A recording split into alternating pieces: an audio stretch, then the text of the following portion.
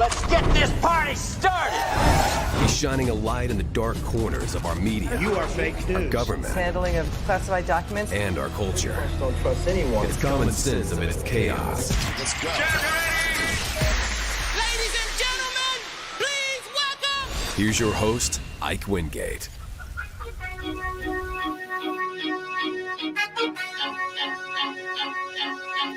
Hello, my friends, and welcome to the show. It is another big day of news and information, and the Narco Boat controversy seems to have taken hold from the standpoint of the liberal media. These people want to get Pete. When I say Pete, I'm talking about Pete Hegseth. They want to get him at any cost, and so I'll go over some of the details of that controversy with you today. We'll also be talking about the newly discovered but not surprising corruption in Ukraine. We send our money and it ends up in the drawers of high-ranking officials. Speaking of fraud, we told you last week that Minnesota Governor Tim Walz, Walz, no balls, Tim Walz, oversaw, not directly, but he was overseeing the government while a $1 billion fraud fiasco took place. And is he calling it out? No. There's allegations that he intimidated whistleblowers, retaliated against them, etc. It blew up last week all over the place, and now it's gotten the attention of people that can do something about it. So we'll talk about that and the Trump MRI question. He got an MRI. He said, everything was great, and everyone said, wait a minute. You don't get a routine MRI. What's going on? Something's happening. The internet doctors all of a sudden came out of the woodwork. Oh, that's the only reason that someone has an MRI is because their brain is messed up. And so we will show you the results of the MRI. The latest cabinet meeting took place recently. The Tennessee special election in District 7. Now, some of you watch this show live. Some of you watch the replay. And so depending on when you're watching this, that election could be decided. I don't know. But just letting you know about that race. It's a big deal. It shouldn't be a big deal, but it's an off year. It's a special election. It's replacing Mark Green's seat, another person who retired in the middle of his term to take another job. And I've always liked Mark Green. I've met him multiple times. But just like Marjorie Taylor Greene dropping out, like Matt Gaetz dropping out. Stop it. If you commit and you run for office, you should serve the entire term. Prove me wrong. So you got this special election going on, and somehow this radical lunatic named Afton Bain has a chance. Now, I think the polling's off, but we're going to talk to two people in Tennessee, a current state lawmaker, Clay Doggett, who is the state representative for House District 70, and state committeeman Chris Morris, state executive committeeman. We will be talking to them in the second hour about that race, so you don't want to miss that. Plus, an update on the Nord Stream pipeline investigation. It was blown up. What's going on with that? Plus, Indiana Republican state legislators are very timid about voting yes on the new redistricting map. What is wrong with people backing up from playing by today's standards? Well, we don't want to set that precedent. Is it that, or are there conflicts of interest? We're going to explore that, plus the immigration pause. I am advocating for a complete pause of all immigration. We've already said here in our country, the president has said that we're going to pause immigration from certain countries. I just got to say, we've got a mess. I don't know how we make sense of a mess while we're adding more messes to the pile. We've got a boat with holes in it, and we are basically filling a bucket and trying to stop the leak. We got to stop the leak first, and then we can get all the water out. So I think we should have a full-on pause, but we'll talk about that. Plus AutoPen nullifications, and is Mike Johnson losing control of the House? We will talk about that as well. Please help us in the algorithm by giving us a thumbs up or hearting the post if you're watching on X and reposting, but share right now. And we love to have your comments in the live chat. That's what we want, okay? Comments in the live chat. And if you are a troll that spams the chat, you will be removed respectfully, but forcefully removed. But again, like I said, please help us in the algorithm by getting the word out about this show. The big story that the liberal media is running wild with are these Narco Boat attacks. The New York Times implied, well, actually, they didn't imply, they just said, basically that Pete Hegseth had ordered this second strike on the boat. The whole controversy is you send in the kinetic attack on them, and it doesn't destroy the boat. And the leftist allegation from some anonymous sources is saying that there were two people hanging on, the boat was disabled, and Pete Hegseth said, kill them all. Right? Sounds terrible. Sounds terrible. That's what the New York Times, the Washington Post claims. Basically claiming that Pete Hegseth and Admiral Bradley, who carried this out, are war criminals. And there's other people saying it too. Apparently, according to the New York Times, surprisingly, this claim is total bullcrap. Hegseth did not give any further orders, and the target remained lawful because more terrorists might have gone and retrieved the boat. Okay, so the order was destroy the vessel. Destroy the vessel. Now, the interesting thing here is people start to say, well, you gotta operate by normal, rules of engagement, and you're not allowed to take someone out, unless their guns are still working. And the whole thing is, this is a completely gray area. And for them to say that he is a flat-out war criminal is absolutely reckless, I believe. You've got experts weighing in this New York Times, mind you, New York Times article saying, even though they want to be critical, they say it's not black and white, because if the narcotics and things were still on board and the mission is to destroy, that brings into question, could that qualify under the same thing as them still being a threat and therefore had to be taken out? We still have really no idea, except for anonymous allegations, that there were two people hanging on and were trying to live, and then they just blew them up because they need to kill them all. This is in the article from the New York Times. According to 5 U.S. officials who spoke separately and on the condition of anonymity, they say that Mr. Hegseth ordered a strike that would kill the people on the boat and destroy the vessel and its purported cargo of drugs. But each official said Hegseth's directive did not specifically address what should happen if a first missile turned out not to fully accomplish all those things. And the official said his order was not a response to surveillance footage showing that at least 2 people on the boat survived the first blast. Admiral Bradley ordered the initial missile strike and then several follow-up strikes that killed the initial survivors and sank the disabled boat.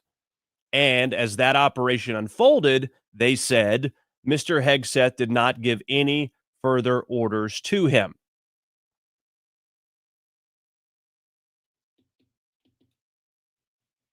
The 2 officials questioned whether the surviving people were Admiral Bradley's intended target in the second strike. There was no, we don't even know that. Were the 2 people on there the target? Or was it the purported drugs and the disabled vessel? These 2 people argued that the purported cargo remained a threat and a lawful military target because another vessel, another cartel associated boat might have come to retrieve it. Again, you have the liberals out here crying foul and defending narco terrorists who smuggle poison into our country. But what about their due process? We are not talking about fishermen. And people say, well, what if they were? Let me tell you, if these are fishermen, then the entire administration is going down. Okay? Time and time again, the people that are in the position of authority and power are telling us we have concrete, actionable intelligence confirming who these people are, where they're coming from, what they're doing, and what they have on the boat. Okay, I have very little doubt that we can identify those things, and the risk if they were taking and carrying these things, these operations out on, a coin flip would be astronomical. These people are not stupid. What they're doing is they're finally getting real to cut off the head of the snake of this evil, heinous, destructive, deadly operation of carrying fentanyl into our country, enriching the cartels, funding terrorism, funding corruption in places like Venezuela, where Maduro has been put on notice that he needs to leave. Venezuela is being circled now by destroyers and ships, and the airspace is closed above Venezuela. Things are about to get real there because Maduro's been warned. Maduro, we don't even recognize him as the president because guess what happened there on election night? Very similar to 2020. In the middle of the night, votes started coming in for Maduro almost exclusively. Our government during the Biden administration said we don't recognize him as the president. We are accusing or alleging fraud here. We have a bounty on Maduro's head.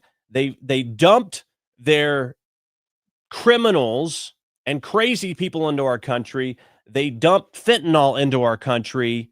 They use our country as a toilet, basically, all while being in bed with terrorists. They are funding terrorist regimes. They are doing business. It's a terror hub involving Iran, Russia, and China. I mean, this is not a nice place. And these boats are coming from there in large part.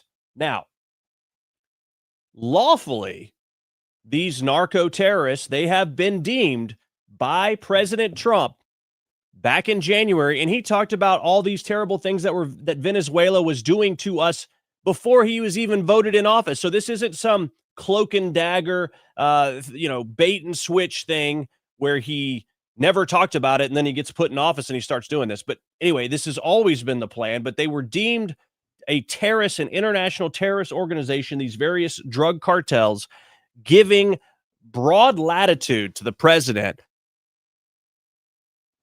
by law.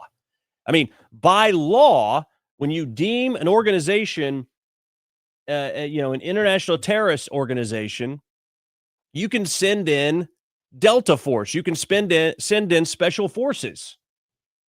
That was done back in January. And now people are like, how could you do this? What are you doing? So you may not like what's going on here. It's not a pleasant thing, but what you have to do is direct your empathy to the right place. The empathy belongs to the victims and the addicts that are here in the United States and the detriment it is doing to our country. Fentanyl kills more than all these other things that you're worried about. Fentanyl kills over 100,000 people per year in the United States. And these people are bringing it in. They've been deemed a terrorist organization in the light of day. The administration has been very transparent with these attacks that are going on, and they've been very forthcoming that there is actionable intelligence associated with each of these attacks. And then you have these hit jobs against Pete Hegseth, citing various anonymous sources that can't even get their facts straight. The reality is they've been trying to get Pete since before he was confirmed. Yet again, they elevated anonymous sources on various stories when Hegseth himself had already come out and owned any of this stuff. He wasn't proud of it.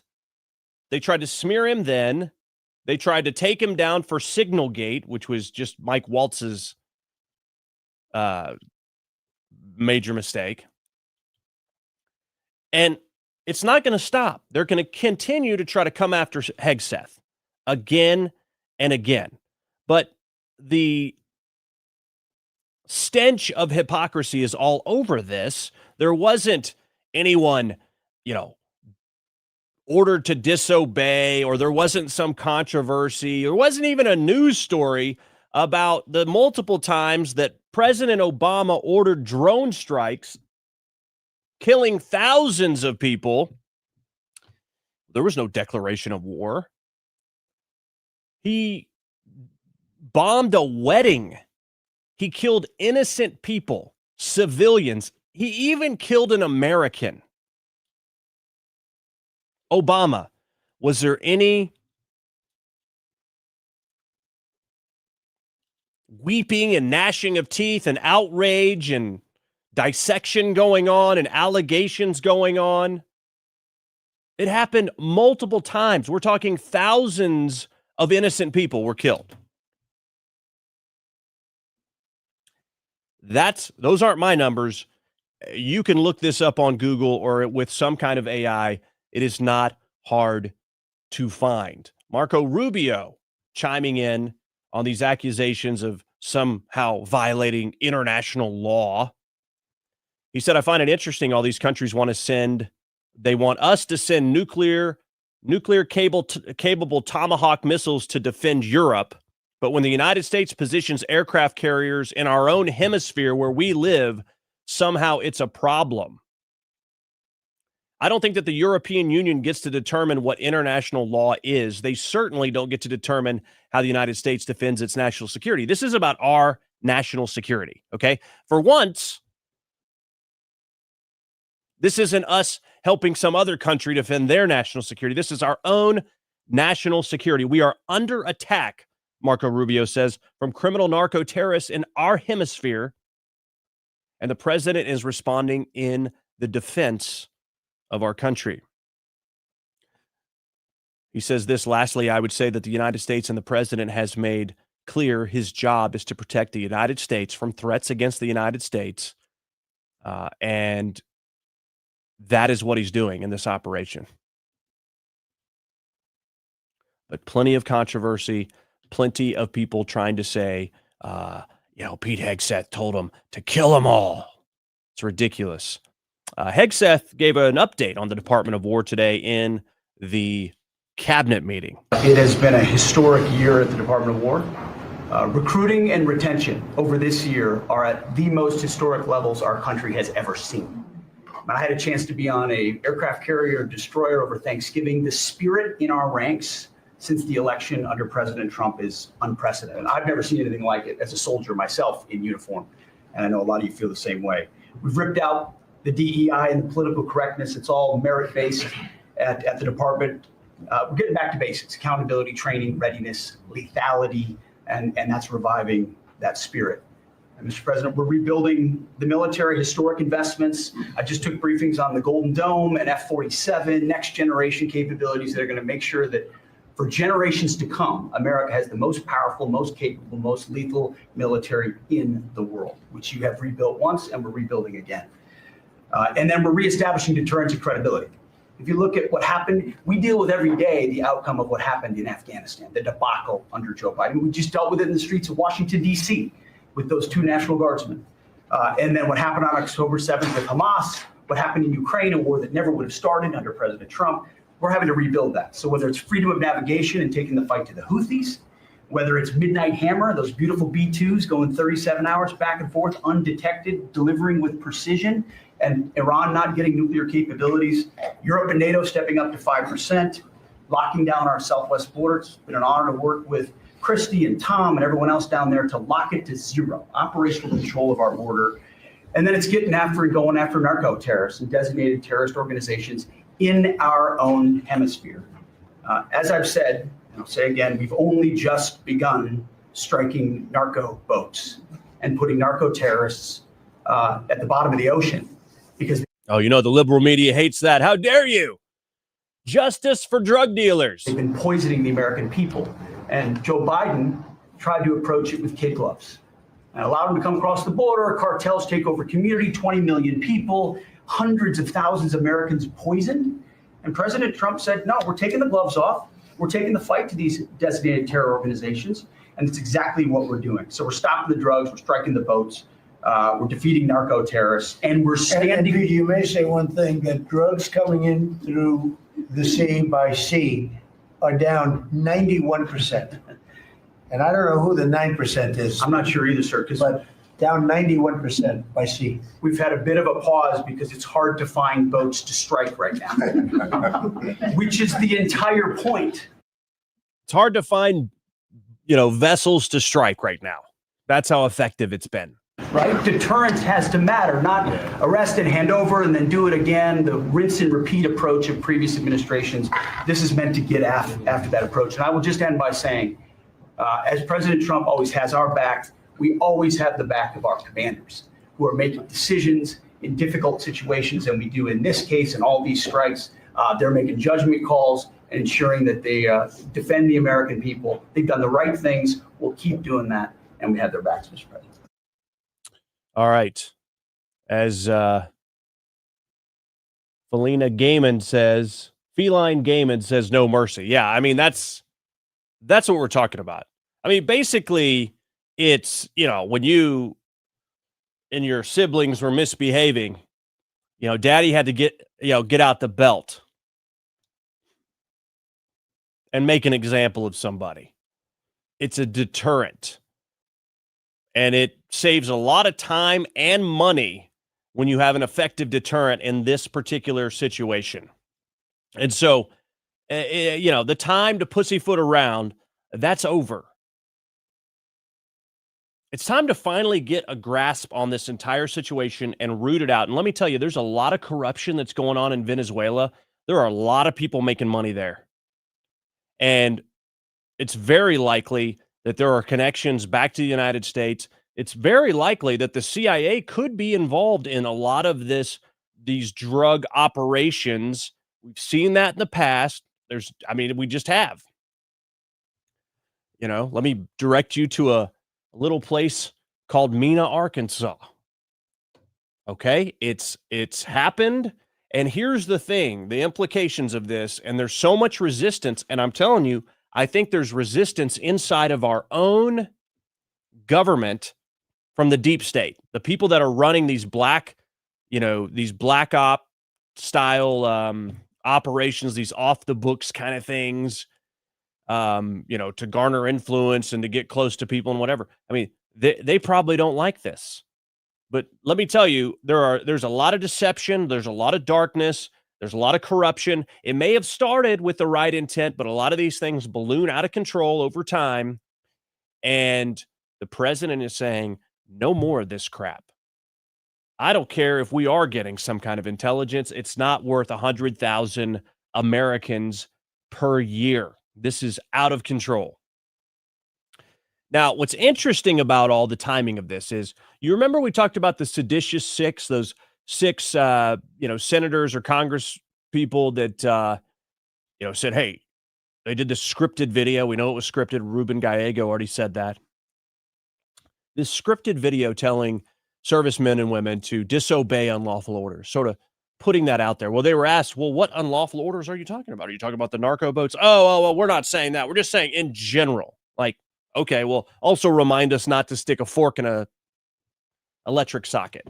Why don't you do that? I mean, why does anyone need to be reminded of that? Oh, by the way, don't drink this poison. Why do that? It seems they were basically setting the tone, setting it up, laying the groundwork for this accusation of this war crime just conveniently presented itself a few days later. So to me, it has the markings of some kind of conspiracy going on with liberals in Congress and some members of the deep state in the military. And some people have pointed out this is calling for a color revolution right here. They're calling for some kind of uprising. It's all working together, my friends. I just can't buy that this is some kind of coincidence. Think about what Pete Hegseth is doing, what he just laid out. They got rid of DEI. They got rid of all this crap in the military. They've returned our military to a place of strength, lethality, readiness. What does that do? That makes the United States stronger. Marxists, globalists, et al., they want our country weak. They want to infiltrate our institutions, infiltrate our culture with Marxism, bringing, strength and the standard down, weakening our country. They want our military weakened. They don't want a strong, sovereign United States because that represents a light. It represents good. What they want is globalism. They want evil. That's what they want. No sovereign countries, no borders. That's the playbook of the globalists, and weakening our military is a key component of that. And it's no wonder they're getting so much pushback and manufacturing of these allegations because of the results that they are getting. So take note. It means that they are being effective. All right, we pivot now to Ukraine. Anti-corruption units have raided the home and offices of Zelensky's chief of staff. Wow, color me unsurprised. Anti-corruption units have raided the home and office of Ukrainian President Zelensky's chief of staff, Andrei Yermak, in an unwelcome distraction for Kiev officials as they battle to defeat Russia's invasion and persuade U.S. officials to accommodate their concerns in a peace proposal. Two national agencies fighting entrenched corruption in Ukraine said they searched Yermak's office, who's a powerful figure, key participant in the talks with the U.S.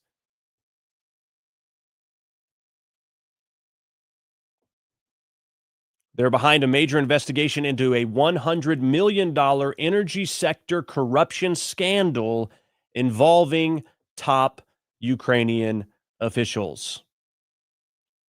This guy's former deputies left the government last year after watchdogs investigated them for financial wrongdoing. And the third deputy to this same guy was also investigated for wrongdoing, but still works for him. And so, again, we see allegations of corruption. We see people leaving the government because of corruption. Well, where are they getting all this money? Hello, it's coming from us. So I think for a long time, the allegations have been, it doesn't make any sense. This is a recipe for corruption and fraud. Mike Lee, Senator Mike Lee from Utah, said some of us warned for years that U.S. aid to Ukraine was funding corruption on a massive scale. It happened back in 2014, by the way, under Obama with the whole Crimea situation. I mean, that's how Hunter Biden got set up there as a guy on the board for an energy company called Burisma, making, I don't know, what was it, $1 million plus a year, up to $3 million, I believe. And he had no experience in the sector because all this money was funneling over there.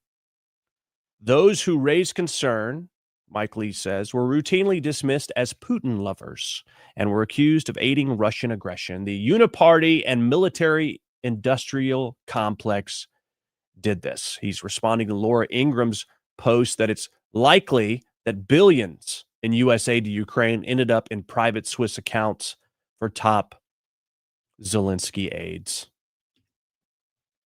No, you guys love Putin. No, we actually don't like throwing away tax money when it's going to corruption. How about that? Speaking of corruption, this whole situation in Minnesota under the watch of Tim Walz, the governor there and former vice presidential candidate for Kamala Harris. Tim Walz, 100% responsible for massive fraud in Minnesota, as alleged by the Minnesota Staff Fraud Reporting X account from the DHS of Minnesota. Various employees are a member of this. They say they let Tim Walz know early on about this fraud, and the response was retaliation against whistleblowers, monitoring, threats, repression, and discrediting of the fraud reports. Tim Walz, they also allege, disempowered the Office of the Legislative Auditor, allowing agencies to disregard their audit findings and guidance. Now we're up to $1 billion plus of fraud from a lot of Somalian immigrants, some of which manufactured autism diagnoses for children. They set up a bunch of these autism treatment places, and it's like $400 million a year, up from like 35 just a few years ago, as far as how much money is going in to treat Somalian autism. So a huge, huge case of fraud there. I mean, to be able to steal $1 billion in fraud, I mean, think about how many people that has to be. 75 different people. I would have thought it was more. 75 different individuals. Tim Walz was asked about it by Kristen Welker on Meet the Press. Here's how that went. Dozens of people of East African descent have been charged, convicted, and sentenced for stealing more than $1 billion in taxpayer money from government programs during COVID. As you know, Governor, that is more than Minnesota spends each year to run its Department of Corrections. So I want to give you a chance to respond to this. Do you take responsibility for failing to stop this fraud in your state? Well, certainly I take responsibility for putting people in jail. Governors don't get to just talk theoretically. We have to solve problems. And I will note, it's not just Somalis. Minnesota is a generous state. Minnesota is a prosperous state, a well-run state. We're AAA bond rated, but that attracts criminals. Those people are going to jail. We're doing everything we can. But to demonize an entire community on the actions of a few, it's lazy. Well, I take responsibility for putting people in jail. I mean, what kind of answer is that? This happened under your watch. Well, we're a generous state. That's your response? I don't think that's going to work, little Timmy Walz. I don't think that's going to work because President Trump has called you retarded. That is what he said in a post, and he was asked again about it when flying back to Washington recently. And here's what the president had to say.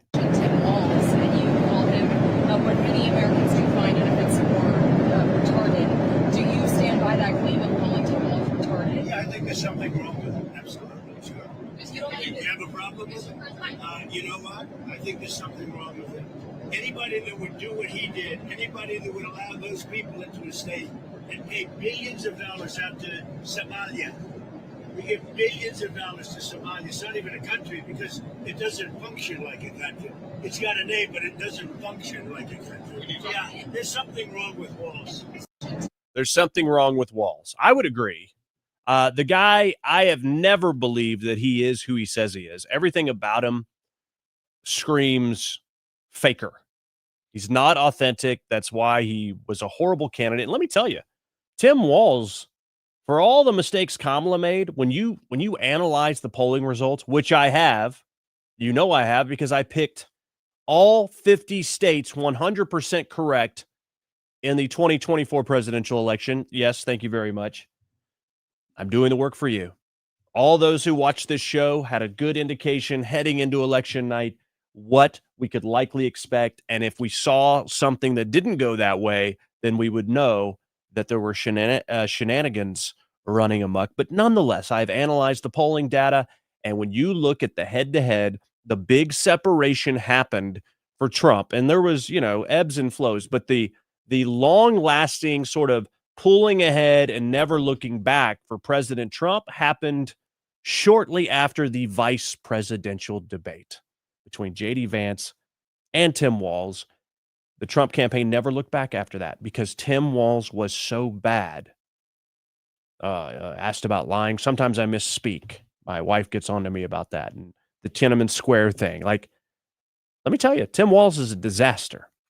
Of course, Kamala Harris is a bigger disaster because she couldn't vet that out, but she wanted a yes man. That's why Josh Shapiro wasn't her candidate. We know that on background of what happened during those meetings. But she not only missed just the tomfoolery of Tim Walz or the retardedness, according to Trump, but the fact that this fraud scheme was happening right under his nose and he was silencing people who were trying to blow the whistle. Now, some people say the president shouldn't be using that word. Okay. You don't like the word. You know what? It used to be an acceptable word for explaining something that was, wrong. Something that wasn't right. Something that was messed up. Something that was stupid. Okay. It used to be. Okay. Some say that the word is back. Now, no disrespect to someone who is mentally challenged. I think that word can go beyond that designation, but nonetheless, I don't want to park there. I want to continue on this story because Treasury Secretary Scott Bessent has tweeted this out, that they are now investigating these allegations under feckless mismanagement of the Biden administration and Governor Tim Walz. Hardworking Minnesotans' tax dollars may have been diverted to the terrorist organization Al-Shabaab. Yeah, that's the other thing about this is the fraud, the embezzlement, and also the laundering of the money to terrorist organizations. So that is now under investigation. I mean, you mess around, you find out. I apologize for the cough. Had a wonderful Thanksgiving. I hope you did as well, but I got the turkey flu, basically, or something. I don't know, but nonetheless, I'm feeling pretty good, and I will deliver this show with 99.9% accuracy, as our good friend Rush Limbaugh used to say. Tim Walz tried to then misdirect from this controversy and say, Donald Trump needs to show us the MRI. He needs to show us the MRI, okay? President's unwell, which, by the way, people want to talk about President Trump calling Tim Walz retarded. Tim Walz made a joke about hoping that the president was dead. He was hoping that he woke up and looked at his phone and found that the president was dead. That's the kind of joke he makes. And President Trump makes, what some would see as an off-color remark, calling him a retard. And you tell me which one's worse, okay? We know to the leftist media which one's worse, but in reality, I think wishing for death is worse than maybe using a word that some people don't like to hear. But he tried to misdirect the whole thing and make it about the MRI that President Trump got, who said he got an MRI. It was looking great, part of a routine physical, and everyone said MRIs aren't given routinely. Something's going on. MRIs are for the brain. Well, Tim Walz said, release the MRI, and President Trump's like, okay, whatever, everything's fine. The doctor releases this report saying that Trump's comprehensive executive physical advanced imaging was performed because men in his age group benefit from a thorough evaluation of cardiovascular and abdominal health. The purpose of this imaging is preventative, to identify issues early, confirm overall health, and ensure he maintains long-term vitality and function. It says that his cardiovascular imaging is perfectly normal. He didn't even say he detected a hint of Big Mac residue in there. He did not. There's no evidence of arterial narrowing, impairing blood flow, or abnormalities in the heart or major vessels. The heart chambers are normal in size. The vessel walls appear smooth and healthy. There's no signs of inflammation or clotting. Overall, his cardiovascular system shows excellent health. His abdominal imaging is also perfectly normal. All major organs appear very healthy and well perfused. Everything evaluated is functioning within normal limits with no acute or chronic concerns. The summary is the level of detailed assessment is standard for an executive physical at President Trump's age and confirms that he remains in excellent overall health. Now, you could say, well, wait, I didn't know that this was the standard of an executive physical. Well, we haven't really had a president this old except for Biden, and they told us nothing. David Sling in the chat says that President Trump's pipes they found in the MRI are playing the Star Spangled Banner. No, they're playing Lee Greenwood's God Bless the USA right now. So we don't know what's normal, but I would say, I mean, if you've got the resources, like, you know, you're the president and you're an important guy, I don't know, like the president, I would say use all medical testing capabilities at your disposal just to make sure. Don't take any risks. Now, all these internet doctors came out of the woodwork and are like, oh, the only place for an MRI is the brain.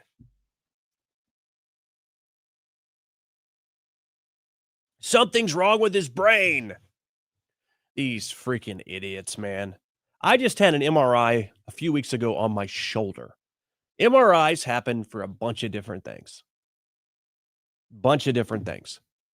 I found the MRI to be incredibly annoying. Sitting still for 30 minutes, crammed in this little hole while tons of noise happens. I don't recommend it unless you absolutely have to. But if I were the president and I was 79 years old, I'd say, yeah, let's, go ahead and make sure we're catching anything possible as early as possible.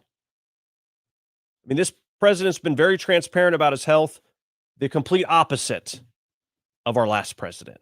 So Tim Walz tried to call the bluff on the MRI, and, well, President Trump called his bluff. So there we are. Cabinet meeting, President Trump says he believes the income tax will be abolished for most people. Music to my ears. Take a listen. Over the next 2, 3, 4 years, those numbers are going to go up. And I believe that at some point in the not too distant future, you won't even have income tax to pay, because the money we're taking in is so great, it's so enormous, that you're not going to have income tax to pay. Whether you get rid of it or just keep it around for fun or have it really low, much lower than it is now, but you won't be paying income tax. We've slashed $1 trillion in costly job-killing regulations, saving Americans an estimate. All right, maybe we'll just keep the income tax around for fun, he said. That would not be my idea of fun, but basically saying, the tariffs are going to offset all this stuff. And, it should be, at the very least, it should allow us to be able to keep things very low from a tax standpoint. Another clip from the cabinet meeting, Obamacare. Obamacare was made to make the insurance companies rich. Let me tell you, they continue to get rich. Take a look at this clip regarding Obamacare in the cabinet meeting. It's going to have a huge positive impact because Obamacare is a disaster. I said it years ago and I say it now. And the money should be paid, taken away from the insurance company. Obamacare was made to make the insurance companies rich. Their stocks have gone up 1,000% in a short period of time because the money goes to the insurance company. I want the money to go to the people. Let all the money go to the people, and let the people go out and buy their own health care.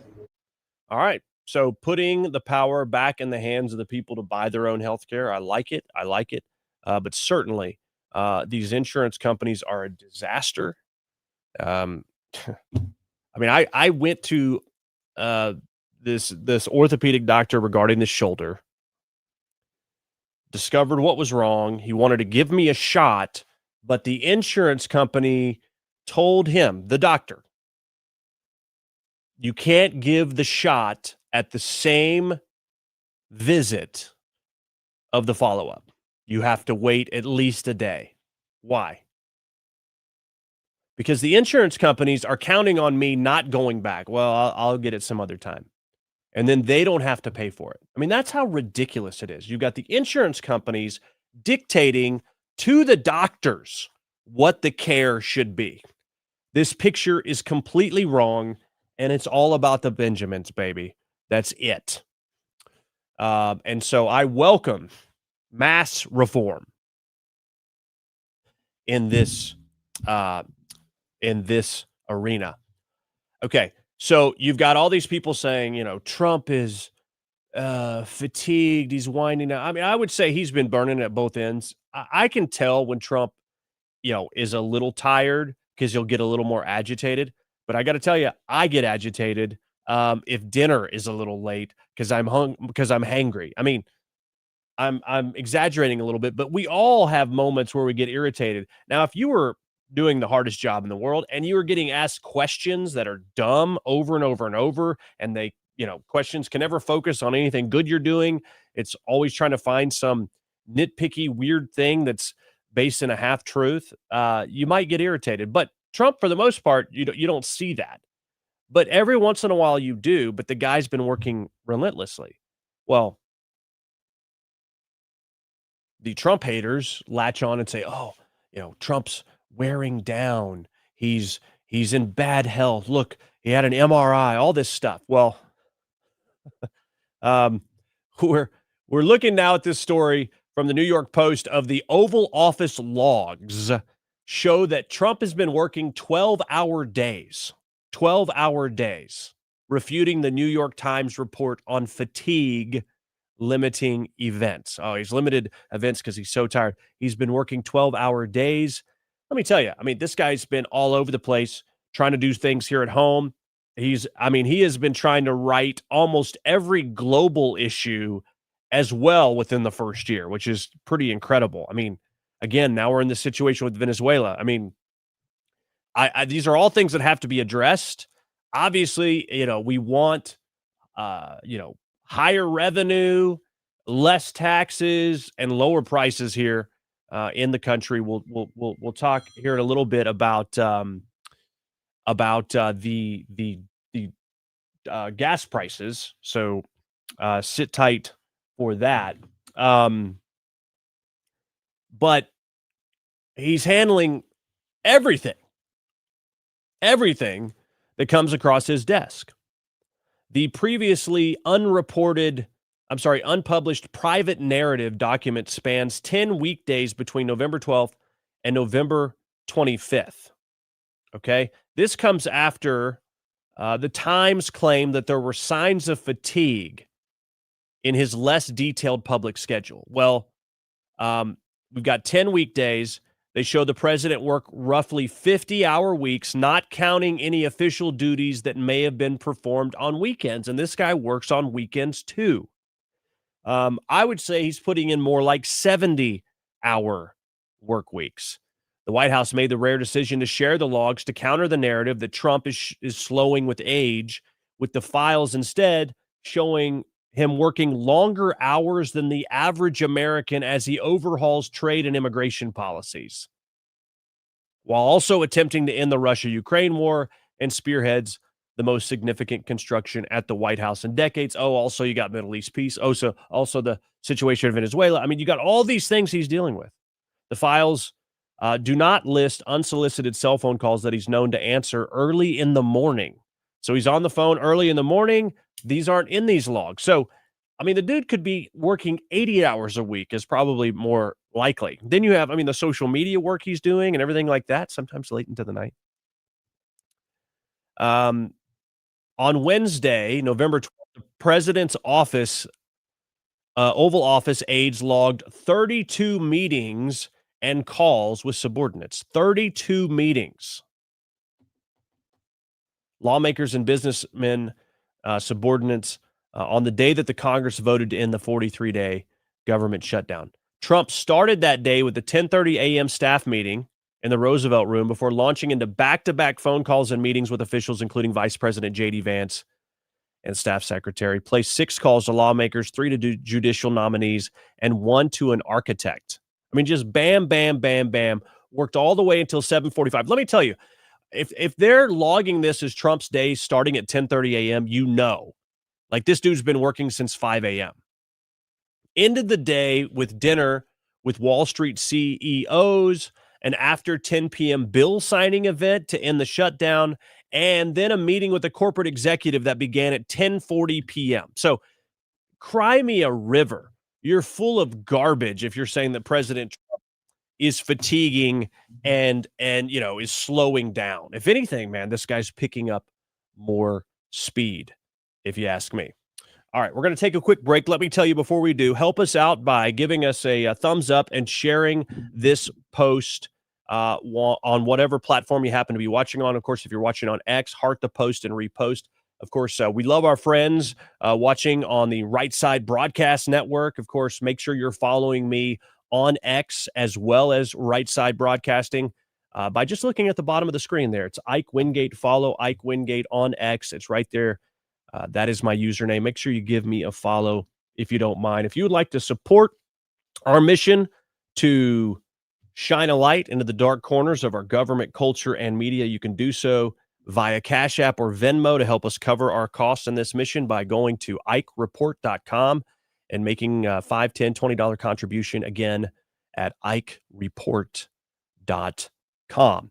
All right, the Tennessee District 7 congressional special election, that's a mouthful, is happening, and we are going to be joined by some people in the know in Tennessee. We've got Tennessee State Representative in the House District 70, Clay Doggett, and State Executive Committeeman Chris Morris for Senatorial District 28 coming up after the break to join us in talking about this race between Matt Van Epps and Afton Bain. Afton Bain, I have on Newsmax this morning, I called her the Music City Mamdani.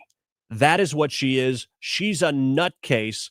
And this is in conservative Tennessee that does have some of liberal Nashville in the district.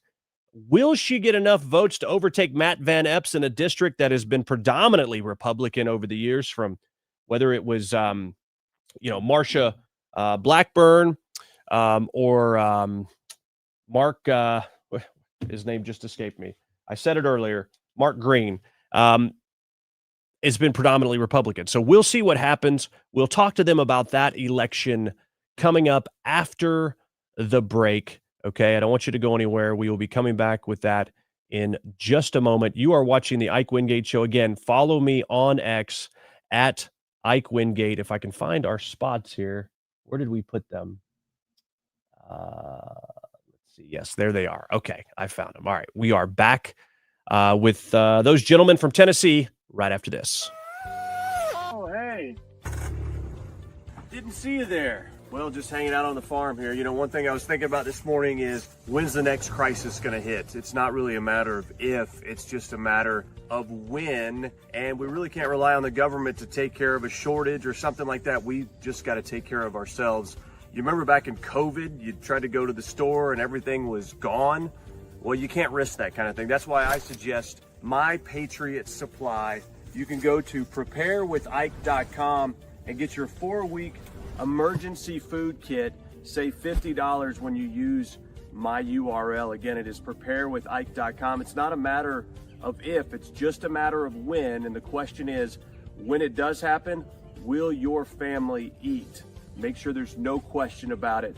Take action now. Save $50. 4-week emergency food kit. Preparewithike.com.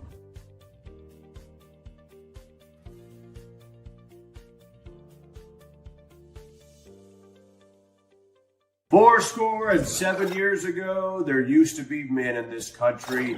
Now this country's full of a bunch of weenie men. You think about all the stuff that's in the water, plastics, microplastics, there's estrogen everywhere. In fact, compared to 100 years ago, men have half the testosterone that they used to.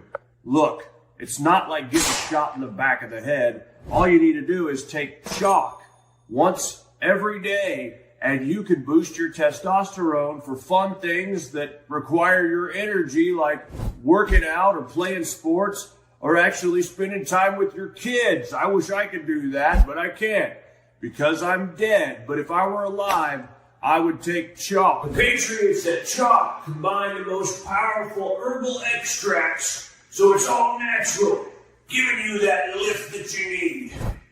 George, come spot me. Well, Abe, if I too were alive, I'd gladly spot you. It's time to boost your testosterone to levels not seen since 1776 or 1860 or 1864, whatever. But it's herbal. It's natural. It's made in the USA. It's been clinically studied to boost testosterone. We're talking about chalk. Okay? Stop being all weird with this trends and everything else. We didn't have that back in my day. We had real men. It's time to get boosted back to those levels when men were men and women were women and there wasn't anything in between. Right, Mary? Yes, Lincoln. That's right. Get chalk. IkeWingate.com. Get chalk. If you want to be like me, get chalk. Except for the dead part. Okay. IkeWingate.com.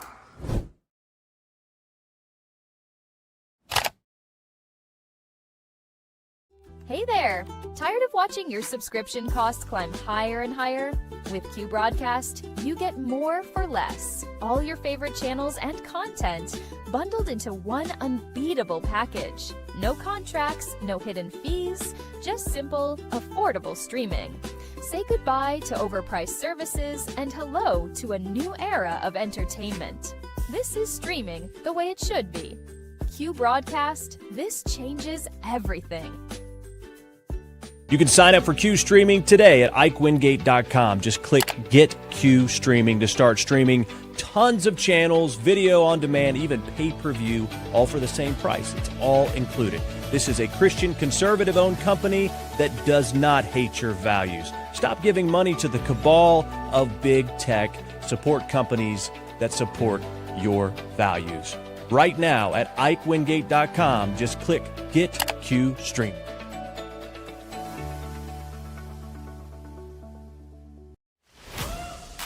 They want to silence us. But the truth is undefeated.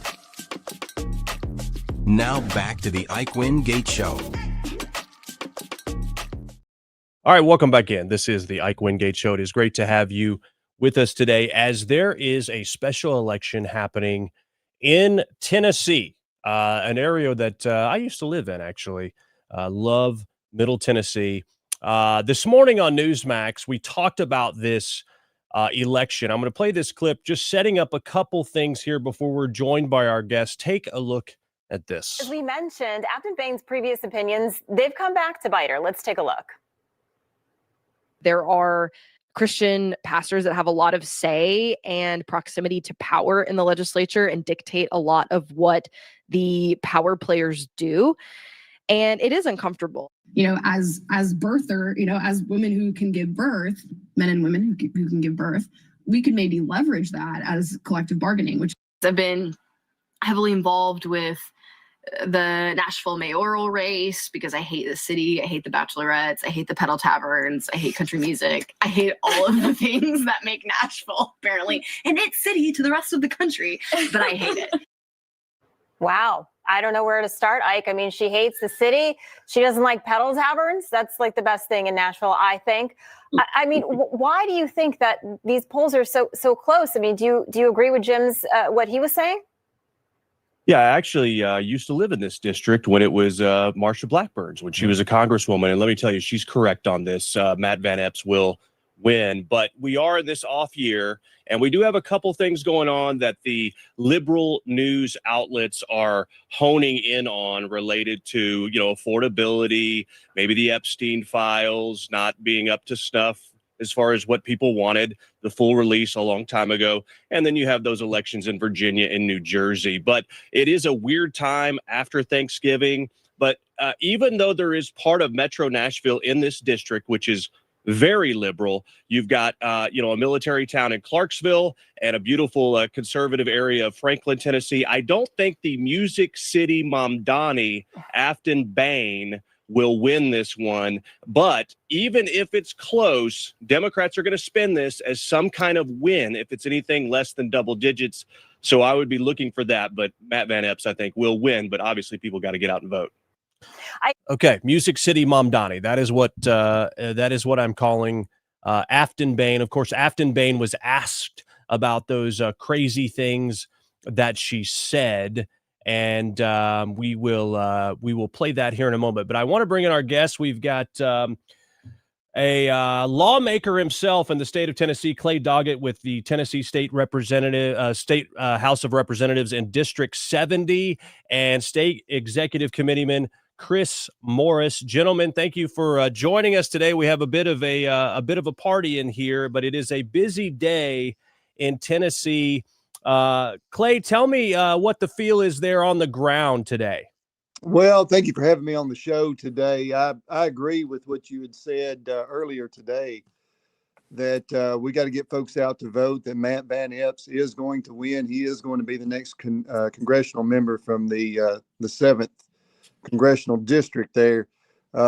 These special elections, especially in December, the holidays in between Thanksgiving and Christmas, a lot of people are looking at other things. That life is really busy and they've got things going on, but I'm hearing that people are going out to vote today, which is very encouraging. And one of the things that I learned earlier today is that 18% of those that voted early were first-time voters. So that's generally that goes along with the Democrats on that. But Republicans in the rural counties are going out to vote today, and Matt is going to pull this out tonight.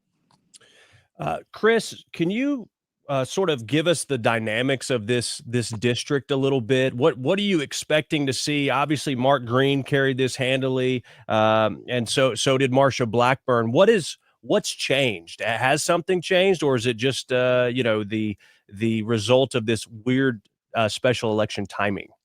Well, thank you for having us on the show this afternoon, Ike. I greatly appreciate it.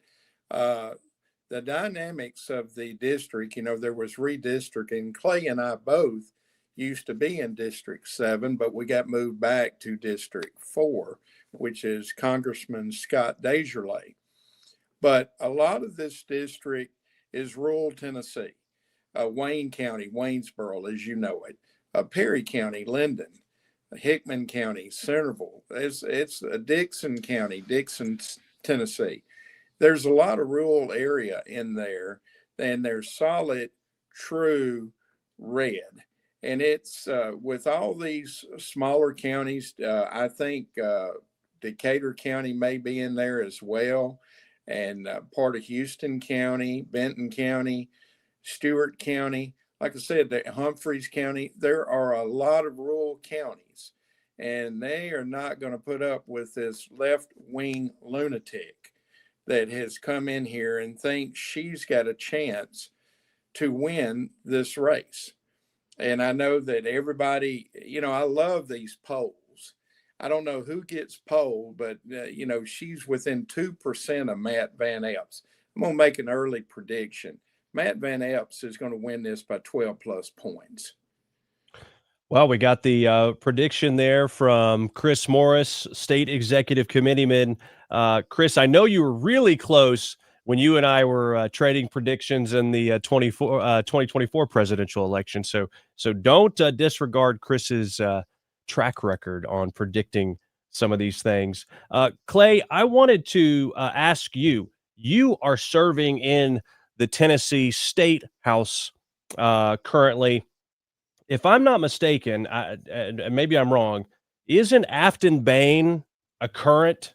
Is she a House representative or senator? I don't know. Have you served with her? Can you give us any indication of your experience, maybe working with or around this woman? Yes, I can. I've served with Afton. This is our second General Assembly together, and I actually am on the House Agricultural Committee with her. And so as a person, it's been very interesting. Our paths have not crossed very much. She has brought legislation. I chair the House Criminal Justice Subcommittee. She has brought legislation into our committee over the past few years. Everything is very much of the liberal mindset. It's not anything that would make good policy in Tennessee or good policy anywhere in our country. And so, I think a lot of it, the legislation that she's carried is just a lot of the dog whistle for the Democrats, some talking points. One of the bills that she has been touting in her campaign about eliminating the grocery tax, that's something that we as Republicans have tried to do in the past, a complete repeal. You'll remember a few years ago, we did the grocery tax. We had the holiday for about 3 months through the summer into early fall. That was a bill that I tried to carry back in 2021.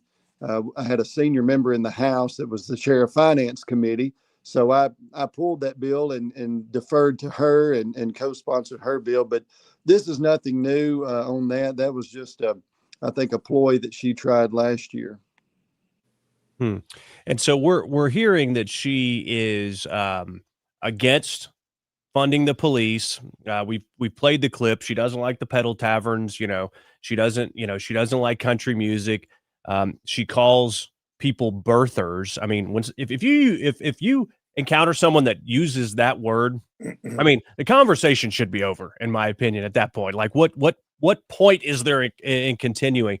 But she has this track record of being very radical and not really sort of. Well, you know what I'm going to do, Chris? I'm going to get your reaction to this clip. Actually, I do want to right ask here, you about an attack. before I ask you the next question, because this was her response to some of the crazy things that she's been on the record saying. I do want to ask you about an attack line from Republicans, because this is a comment you made in 2020 about Nashville. It's gotten a lot of attention in your race. Let's listen to this.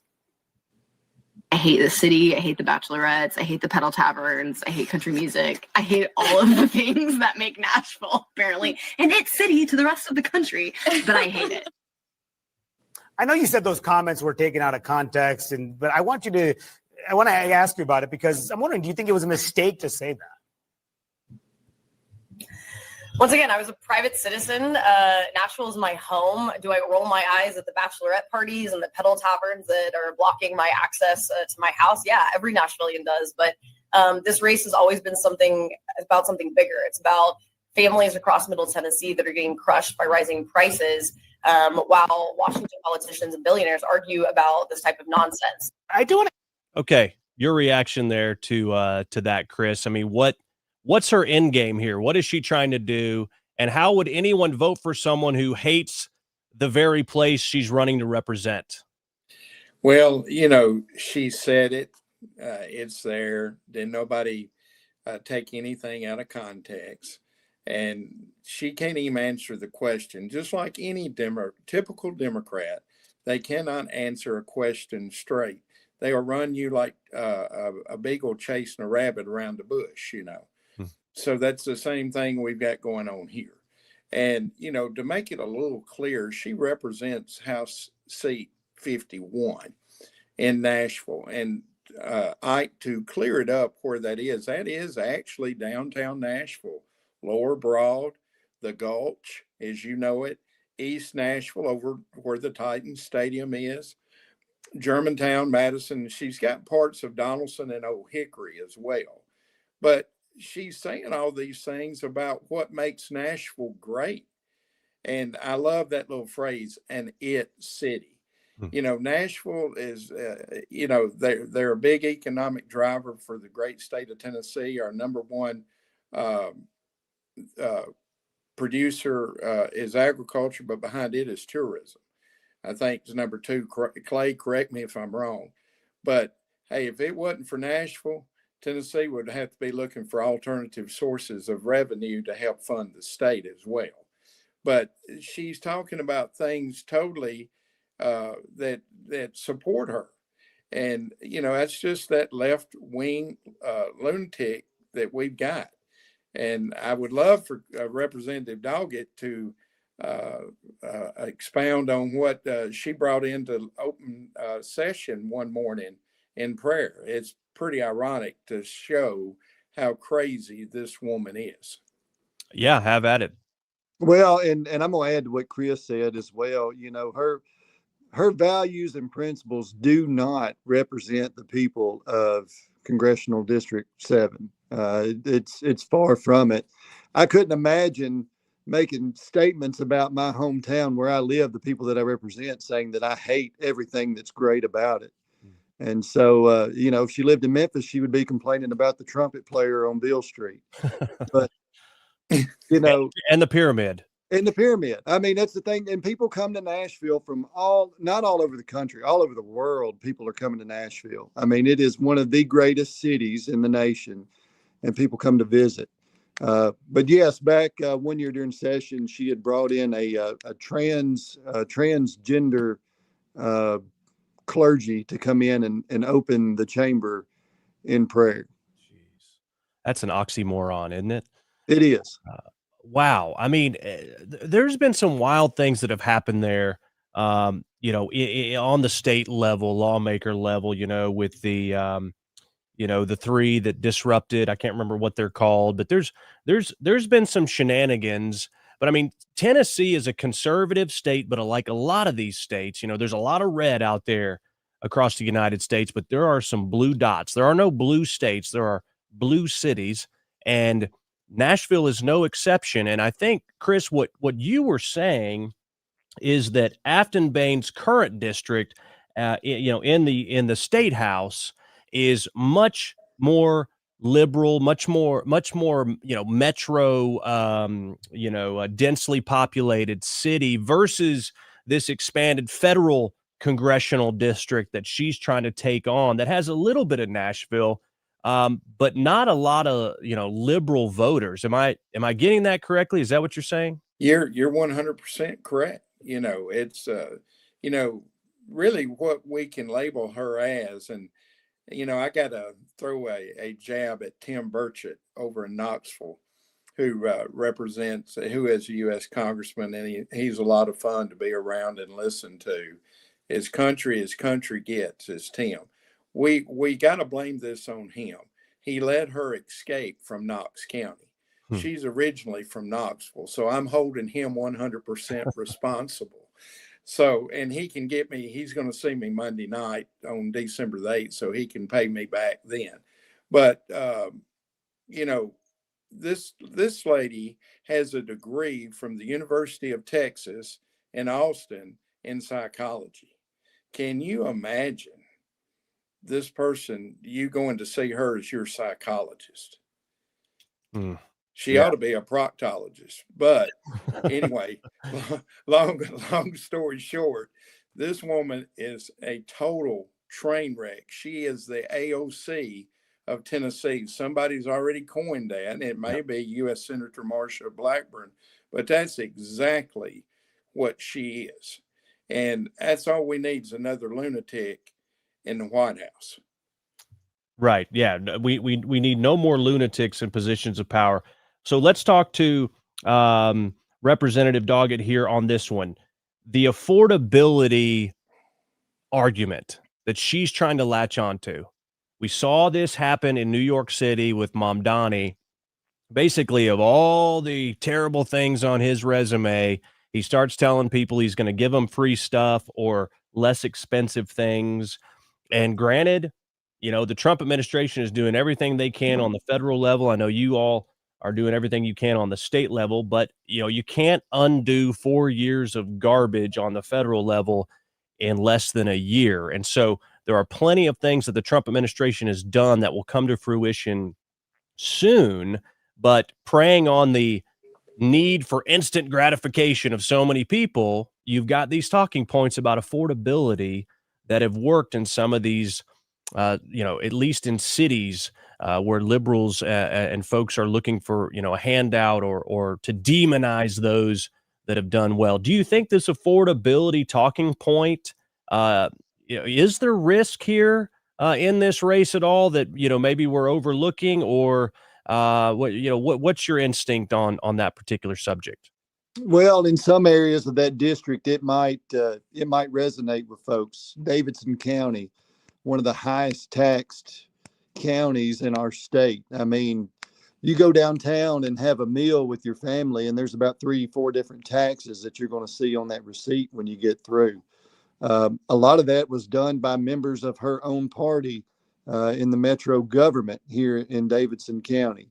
But when you go out to those rural counties, I don't know that it's going to hit like it would somewhere else. So a lot of people can see through the noise that she's making about this. It's a good talking point, but at the end of the day, people all throughout that district in the rural counties are saying that, yes, we have struggled for the last 4 years under a Biden administration, but things are starting to turn around. People have more money in their pockets today than they did this time last year. Gas prices have went down since last year. And so that's talking to small business owners throughout my district that I represent. I've got 3 rural counties. The last month it's been great for business. And so the same thing in these other areas too. So for her to go on and say that she's going to bring affordability back, I don't see how she's going to do it. It's just a great talking point. She's going to be one of 435 but she's not going to win. But if she did win, that would be the case. And it's not working. Yeah, you can't tax your way into affordability. No. Chris, what would you tell us about Matt Van Epps, a guy who served in the National Guard, business owner? What else do people know about him? Let's say someone's catching this stream before they're thinking about voting or something like that. Why is he the better choice? Well, number one, he served his country and made sacrifices with his own life, and was willing to serve and protect. That is a number one out of the gate with me, a reason to support Matt Van Epps.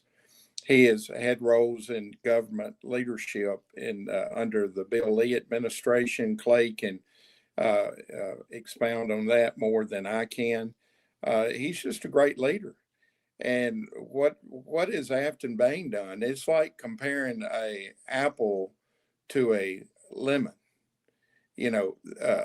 She's sour and he's ready to go. And he's red through and through. And there's no reason not to support Matt Van Epps that I can think of whatsoever. Clay, what would you say? Well, I would say, that primary was a large field in the Republican primary. There were a lot of great candidates that had put their name in to vie for this seat. Several of those are colleagues of mine that I currently serve with, some great men. Matt Van Epps was able to garner the endorsement of our President Trump, and he rallied behind him. And so, today's election day, there may be some right now that are watching that live in that district that have not voted. I want to encourage you to get up and go vote for Matt Van Epps today. You've got about 3.5 hours left before the polls close. And talking about Afton Bain, I was sitting here looking through a list of accomplishments that she's done since she's been in the legislature, and it's blank. It's blank. There's nothing there. So Matt Van Epps is a proven leader, and he's going to win tonight. Chris said he wins by 12. I say it's by 10. That's my prediction. But Chris, he called my race back in 2019, and he was within a half of a percentage point. So he's pretty slick. Oh, Clay had a tough, he was the challenger to an incumbent. And this incumbent thought there was no way he could be unseated. And bless Clay's heart, his mother was worried to death. And I said, listen, here's what Clay is going to win by. And it was like a half a percentage point. So, I've called races with you before, Ike, and, I feel real good about this. I think the Democrats try to put fear in Republicans to not get out to vote. But as a tradition on election day, Republicans go vote in person. So that's going to be a big drawing card. Like Clay said, I want to coattail with him. There were a lot of great people who were in that primary, and Matt Van Epps won it handedly.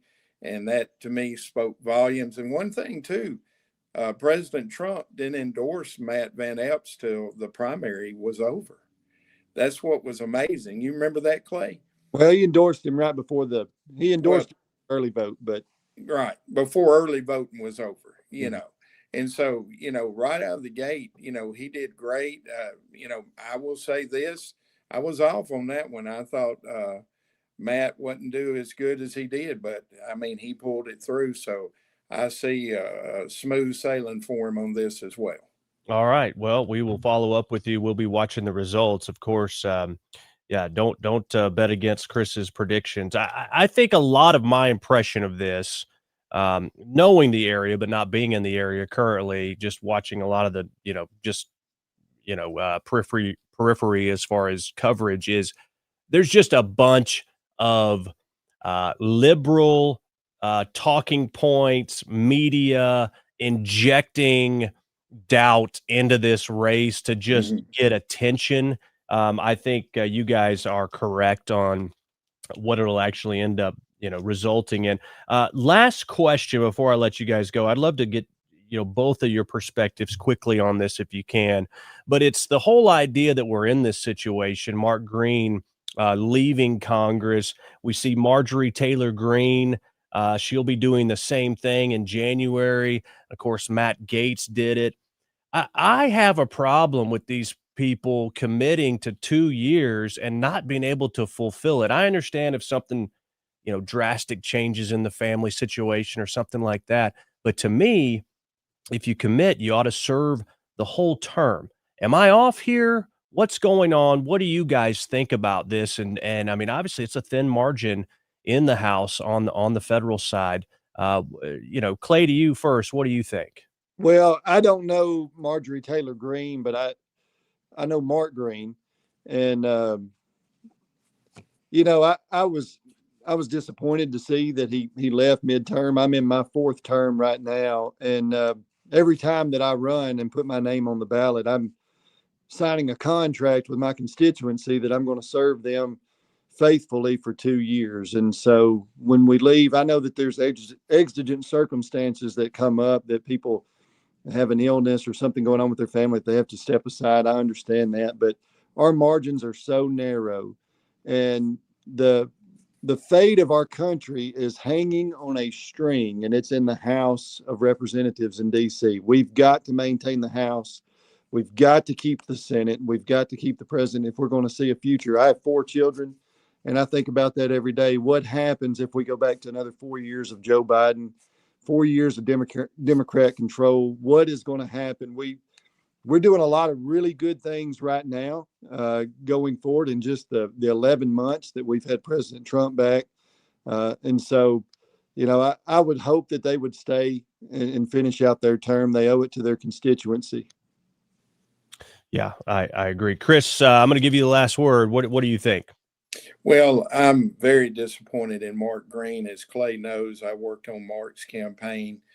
He came out of the Senate and as a senator in Tennessee to run for Congress. I jumped on board for him, and he was going to run for governor. He called me personally to put me on his team to run for governor, and of course that fell to the wayside. And of course, I know President Trump, he didn't want to run, but President Trump talked him into running, and he should have served his course.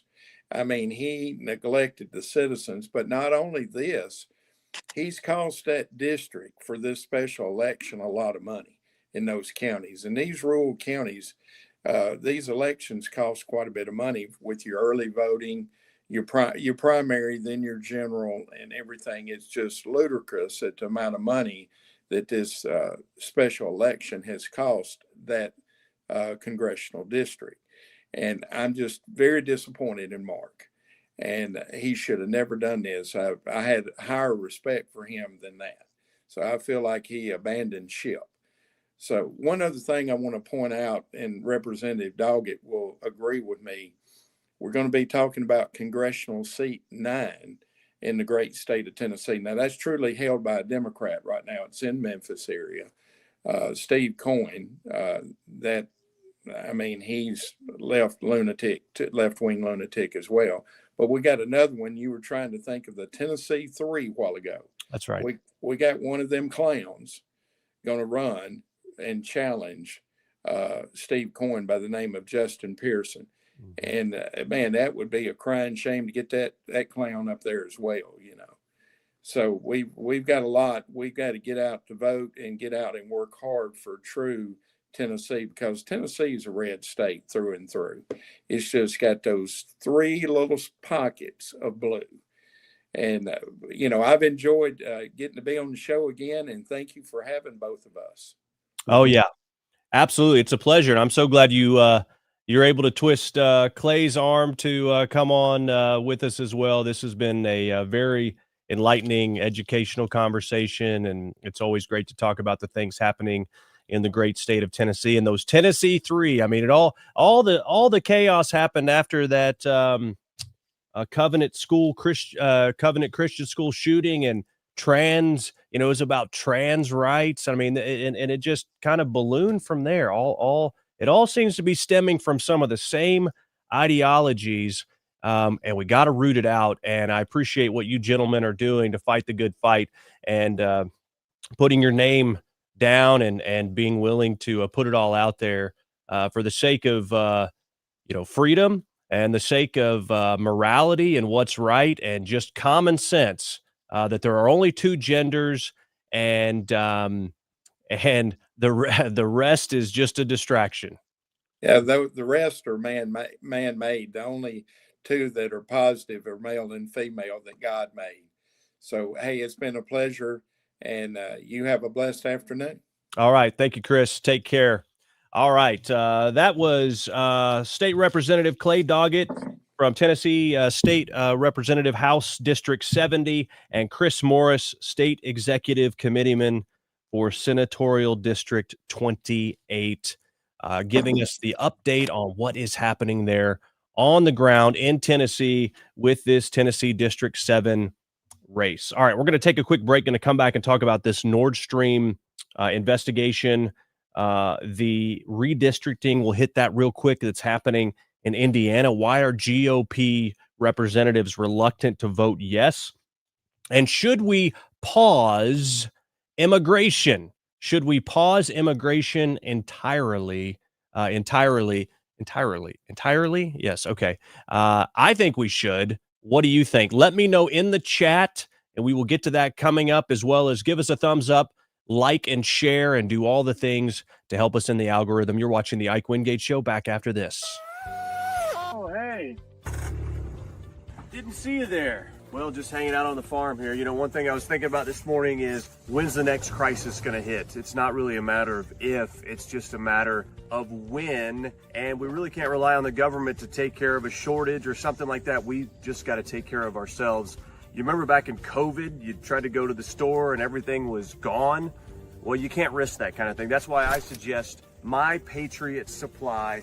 You can go to preparewithike.com and get your 4-week emergency food kit. Save $50 when you use my URL. Again, it is preparewithike.com. It's not a matter of if, it's just a matter of when. And the question is, when it does happen, will your family eat? Make sure there's no question about it. Take action now. Save $50, 4-week emergency food kit, preparewithike.com.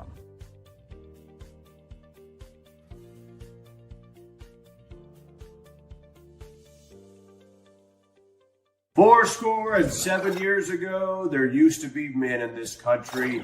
Now this country's full of a bunch of weenie men. You think about all the stuff that's in the water, plastics, microplastics, there's estrogen everywhere. In fact, compared to 100 years ago, men have half the testosterone that they used to. Look, it's not like getting shot in the back of the head. All you need to do is take chalk once every day, and you can boost your testosterone for fun things that require your energy, like working out or playing sports or actually spending time with your kids. I wish I could do that, but I can't because I'm dead. But if I were alive, I would take chalk. The Patriots at Chalk combine the most powerful herbal extracts, so it's all natural, giving you that lift that you need. George, come spot me. Well, Abe, if I too were alive, I'd gladly spot you. It's time to boost your testosterone to levels not seen since 1776 or 1860 or 1864, whatever. But it's herbal. It's natural. It's made in the USA. It's been clinically studied to boost testosterone. We're talking about chalk. Okay? Stop being all weird with this trends and everything else. We didn't have that back in my day. We had real men. It's time to get boosted back to those levels when men were men and women were women and there wasn't anything in between. Right, Mary? Yes, Lincoln. That's right. Get chalk. IkeWingate.com. Get chalk. If you want to be like me, get chalk. Except for the dead part. Okay. IkeWingate.com.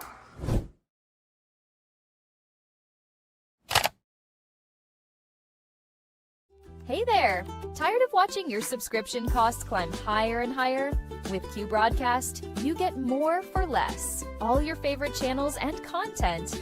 bundled into one unbeatable package. No contracts, no hidden fees, just simple, affordable streaming.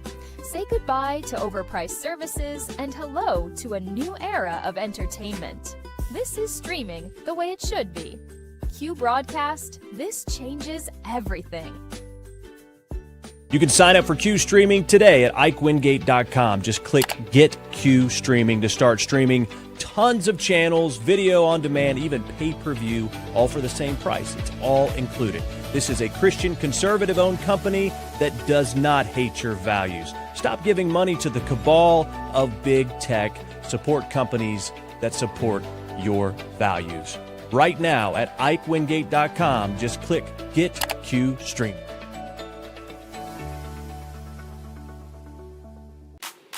It's common sense amid the chaos.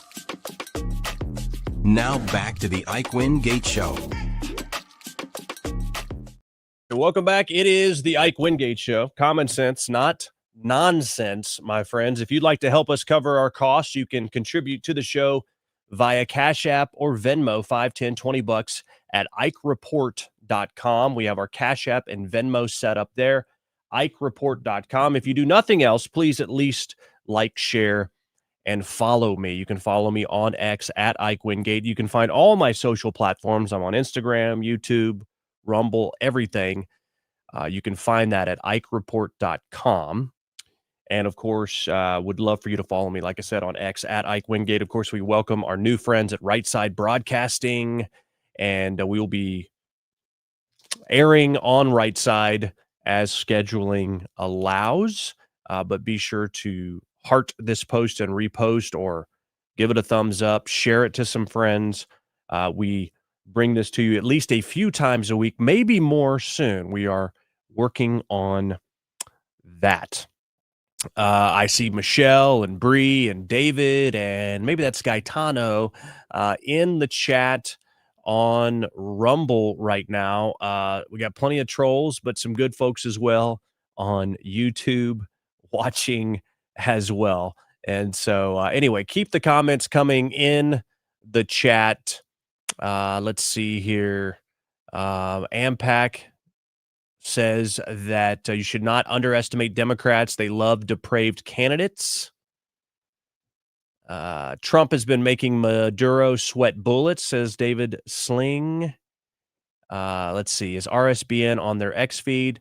It's on their X feed as well as their YouTube feed when our show is playing. And so let's see what else. Everyone, Michelle says, hello, everyone. It's been a long time. Welcome in, Michelle. All right. It's great to have you guys in the chat. Keep those comments coming. All right. We got a lot yet to get to. I hope you enjoyed our conversation with those gentlemen from Tennessee regarding the race there. Now let's talk about Nord Stream, this pipeline that was blown up. You remember that? This pipeline was blown up. When was this? 2023, maybe something like that. Basically, this pipeline that runs from Russia to Germany, bringing there's a couple pipelines. One of them brings, I believe, natural gas. Well, it blew up, right? And before it blew up, Biden was asked, what would you do if Putin doesn't, acquiesce to what you're saying? He said, well, we'll blow up the Nord Stream pipeline. And they were like, well, what gives you the authority? And he's like, we'll blow it up. That's what gives me the authority. It's like, whoa, wait a minute. That's you want to talk about an act of war or whatever.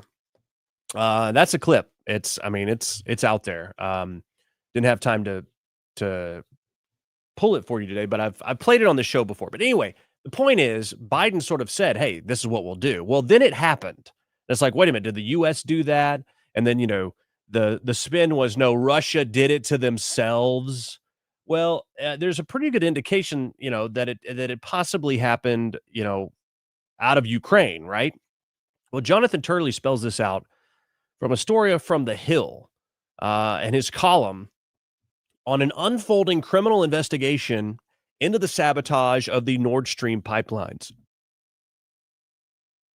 He says the German warrant could prove an indictment, not just of the government of Volodymyr Zelensky in Ukraine, but also of Joe Biden. So, Germany was quite, affected by them blowing up this pipeline, which basically the allegation was a dive team went down there, put these devices on that would detonate, and then at a later time, potentially they were remotely detonated. That's one of the theories out there. At one time, Putin said they had found remains of the explosives down there, and they were going to figure out where they came from. Okay. And so anyway, there's this story on the Hill and a criminal warrant issued in Germany. It could prove to be as great as an indictment, again, not just of Zelensky, but of Biden. They issued the warrant for Ukrainian Serhiy Kuznetsov, which may finally confirm what was long suspected, that Ukraine was responsible for the 2022 sabotage of the Nord Stream pipelines in the waters near Denmark and Sweden. The Biden administration may have been given prior warning. It was allegedly told years ago by a Ukrainian whistleblower that a 6-person team of Ukrainian special forces was planning to rent a boat, dive to the seafloor, and blow it up. Right? Allegedly, there were people that were spotted, talking about it, dressed in garb. I don't remember where that was exactly, somewhere in Europe. And after the attack, the Biden administration and many in the media fueled speculation that Russia destroyed their own pipeline. So anyway, that's one we've been following over the years. And it looks like this investigation and indictment heating up. We'll see where it goes. Now, in the state of Indiana, they have done redistricting, taking it from a 7 Republican seat, 7-2, 2 Democrats, to a 9-0 likely outcome with redistricting ahead of the midterms. And now you have some of these GOP Illinois state representatives that are not, they're reluctant to vote yes. They think that the vote may happen by Friday. I don't know what is the problem here, but it could be something like this. There could be a conflict of interest. The Indiana GOP state senator telling President Trump no. He said he's not voting for this because Donald Trump used the word retarded when talking about Tim Walz. He's going to vote no because of that, he said. Well, apparently he was caught driving 3 times the legal limit as well, by the way. And also his wife's company was given a grant that was spearheaded by a Democrat lawmaker in the state of Illinois. Okay. And so there appears to be potentially a conflict of interest there. Did I say Illinois? I'm talking about Indiana. Have I been saying Illinois the whole time? It's Indiana that I'm talking about. We know Democrats have been playing dirty for years with these redistricting efforts. California just did it. Virginia will soon, probably also going to happen in Maryland and Illinois. Now we're hearing reports in Indiana of people calling in swatting incidents on these Republican lawmakers in Indiana. But online reports are that guy there, Michael Boacek, isn't blocking redistricting because of Trump saying retarded. It's because his wife's company got $1.5 million in grants advocated for by Democrat Representative Frank Myrvan, whose district would likely be eliminated. These are just online reports that there could be some other deeper conflict of interest there in Indiana. If you're in the state of Indiana, you need to be putting pressure on your state lawmakers, your state senators, your state representatives to vote yes on this redistricting, because Democrats are doing it. You have to fight fire with fire. They changed the game. Now we have to play by the new rules, which are there are no rules, because they are out to destroy this country. There's too much at risk. We pivot now to talking about immigration. A video, of course, we know over Thanksgiving, the day before Thanksgiving, this Afghanistan, immigrant who came over from the exit from Afghanistan, who worked with the CIA, shot and killed one National Guardsman, female, and the others in critical condition.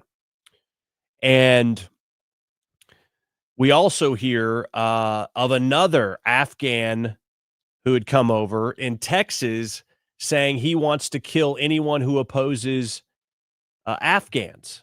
They caught this guy. He was planning to build a car bomb. سری هر کس افغان چه مشکل داشته باشه سری او انتیاری میکنم هیچ مشکل نیست در کجا هستی آدرس در کجاست یک دقیقه بدارم مایک سبیلیت بسته که برادر آدرس در کجا. All right, so this is from some, I don't know, TikTok call, Zoom call, I don't know, but an Afghan national brought in by Joe Biden, the same operation as the National Guard shooter was brought in, and this guy was building a car bomb. Again, you import the third world, you become the third world. You're not allowed to say third world. You're not allowed to say that. But again, we don't know how many of these crazy people are actually here, according to the Trump administration. And I think her name's Tricia McLaughlin, the assistant DHS secretary. She says the vetting was paper thin. They weren't looking at cyber vetting. They weren't looking at financial. They weren't looking at social. They weren't looking at any real concrete vetting techniques for bringing these people in. So how many more of these similar style attacks might we see? On top of that, we have other people that are in our country that also are unable to assimilate to our laws, our society, our culture. You see it everywhere. You import the third world, you become the third world. You know, we just talked about that Somalian fraud scheme, $1 billion in Minnesota. We talked about that at the beginning of the show. You have this guy who came here, and he is from Somalia, and he abducted and raped a 12-year-old girl. This guy right here. Okay. And of course, the St. Paul Islamic Center wrote a letter of community support saying he has not assimilated into non-Somali culture. That's the letter there, basically saying, well, you know, he's an upstanding guy. It's just a matter of, you know, not being able to assimilate into the U.S. culture.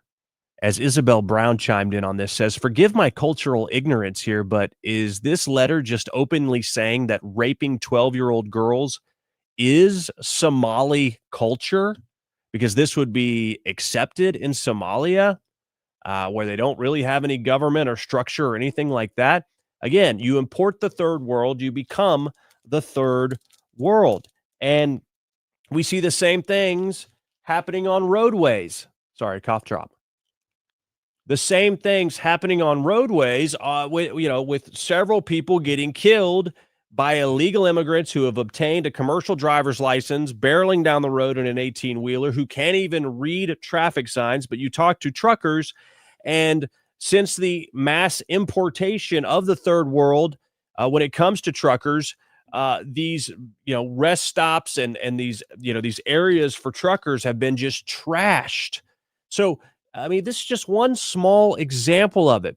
But you also have rapes and murders and everything else that's going along with it. And again, we've got to get these people out of here. It's not about being mean. It's not about a lack of compassion. It's not about racism. It's not about xenophobia. It's you have imported people with a completely different set of standards, morals, beliefs, and culture.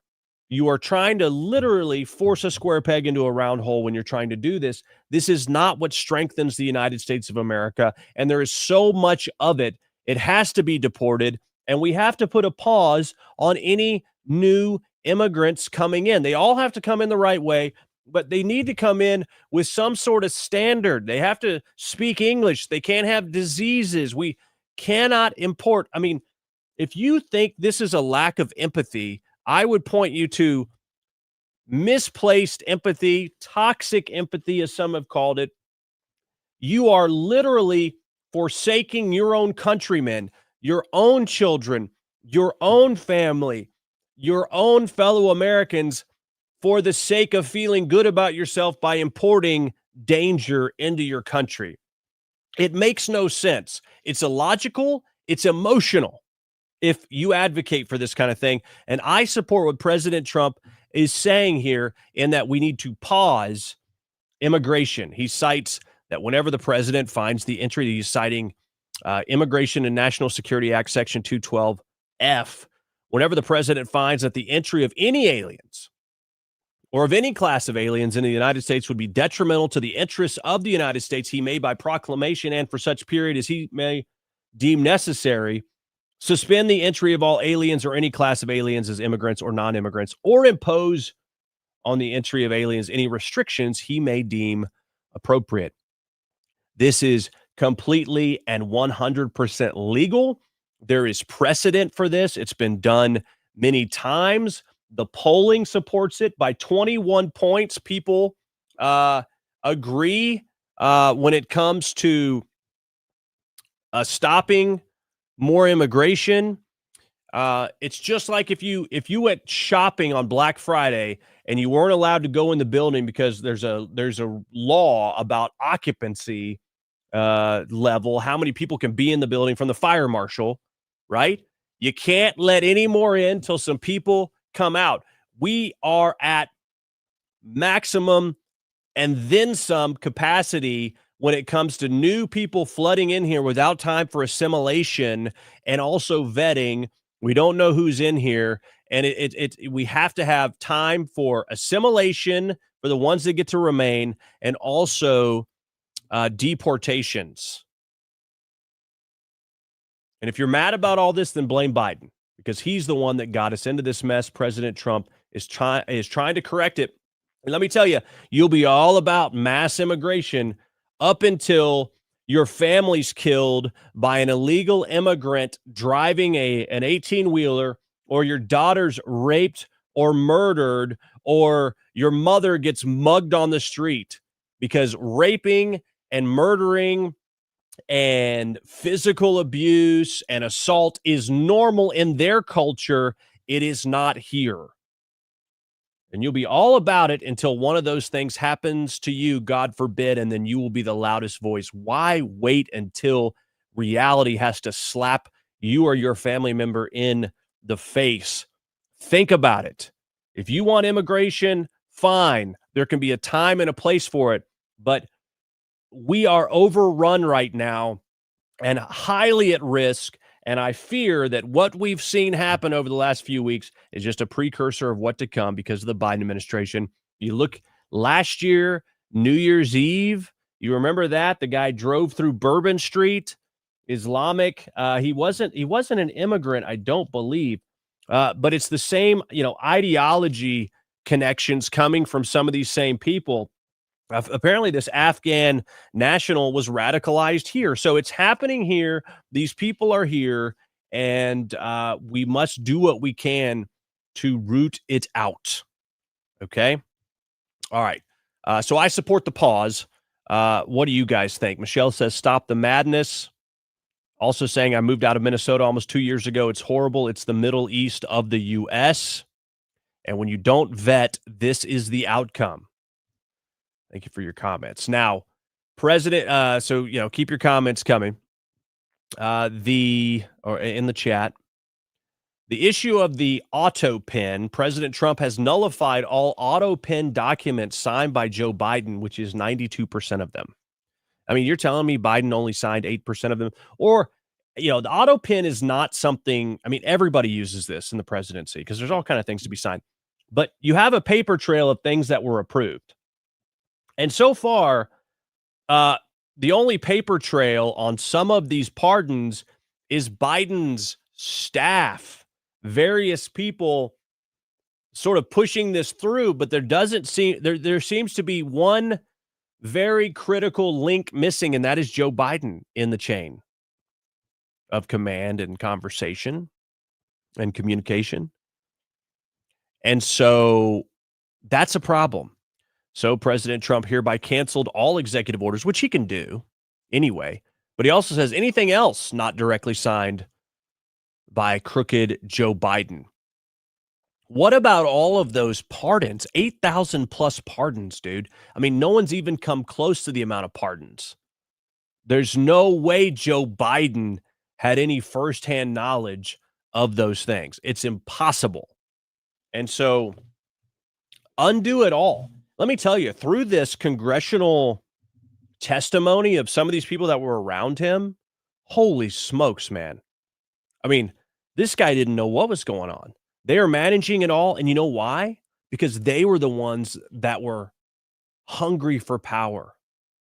They didn't want to say or blow the whistle regarding the true condition of President Joe Biden's mental acuity and lack thereof, because it would mean they are no longer in the inner circle and allowed to pull the strings.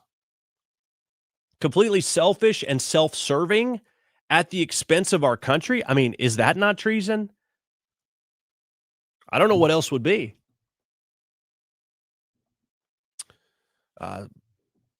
Anyway. All right, so we'll see what happens there with the AutoPen.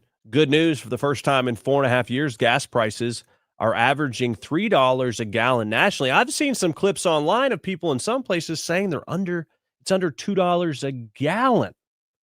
This absolutely directly affects the pocketbook, so get ready for more of the same. President Trump says that prices would be lower even than they are now if we weren't restocking the strategic oil reserve that was gutted by Joe Biden. So we're having to restock that at the same time. Once that's done, more supply and prices would be even lower, according to President Trump.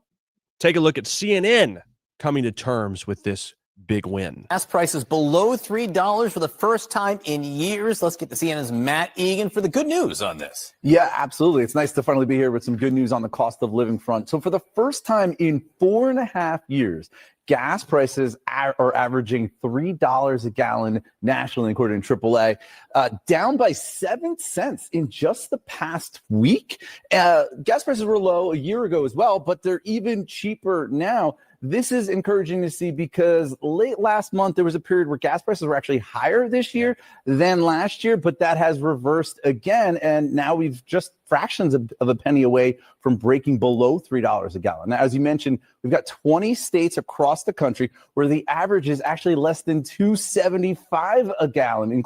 Gee, I wonder what the common thread is here.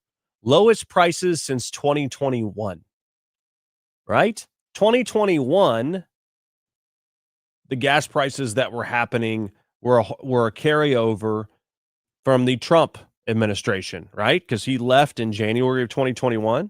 That's the last time we had the lowest prices. That means at no time during the Biden administration did they get this low because of Biden. Generally speaking, it's as if everything Biden touched, it's the Biden touch, not like the Midas touch.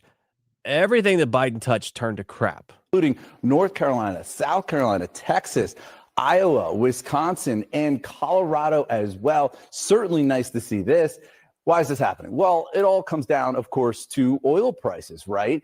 Oil prices are about $59 a barrel this morning. You look back in history on December 1, 3 years ago, we're looking at $81 a barrel for oil, $67 even last year. So significantly cheaper. And that's because right now, supply of oil continues to outpace demand. It's U.S. supply.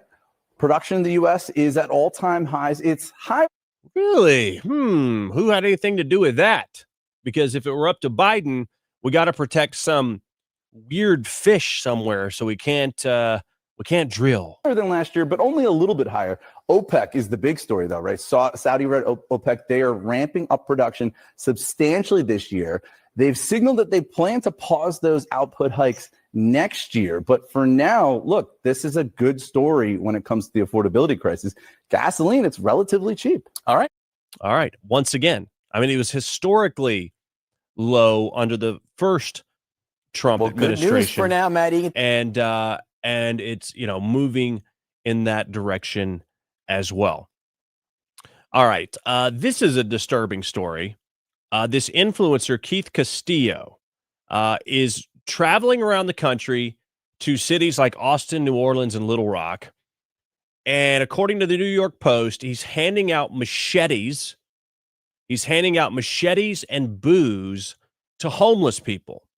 My gosh, what could go wrong? This is a real story. Take a look. This is what he's been doing. I can't. I gotta give it. I'll tell everybody. Yes. That's so great. I mean, literally handing out brand new machetes and There you go. This is mine. and booze. I mean, this guy's a sicko. And apparently cops have been called on him. There you go. And the cops are like, well, it's completely legal. I mean, how do you hand a weapon to a crazy person? You know, here's your booze and your machete. A machete and a, bottle of vodka. Or, I mean, that's probably pure grain alcohol, probably. Out here, you know what I'm saying? Anyway, if you're in Austin, Little Rock, or what was the other city? Los Angeles is where he's coming next. But if you're in Austin, New Orleans, or Little Rock, be on the lookout for homeless people wielding machetes. I mean, this is what world are we living in? Speaking of which, during the Biden administration, there was a hotline set up for migrant children to report safety issues with their sponsors. 65,000 calls went unanswered. That's according to recent testimony. Take a look and listen to how many operators they had standing by to take calls from migrant children in distress. So you're telling this committee that the Biden administration, while they were letting all of these unaccompanied minors into the country, and as we've talked about today, they weren't keeping track of them, they issued these kids a hotline that they could call if they had trouble with the sponsor family that they were put with. And you're saying that 65,000 calls to this hotline designated to protect these kids went unanswered? Is that what you're telling this committee? Yes, sir. Wow. That is unbelievable. Unbelievable. Do you know how many staffers the administration assigned to answering these phones and helping these kids?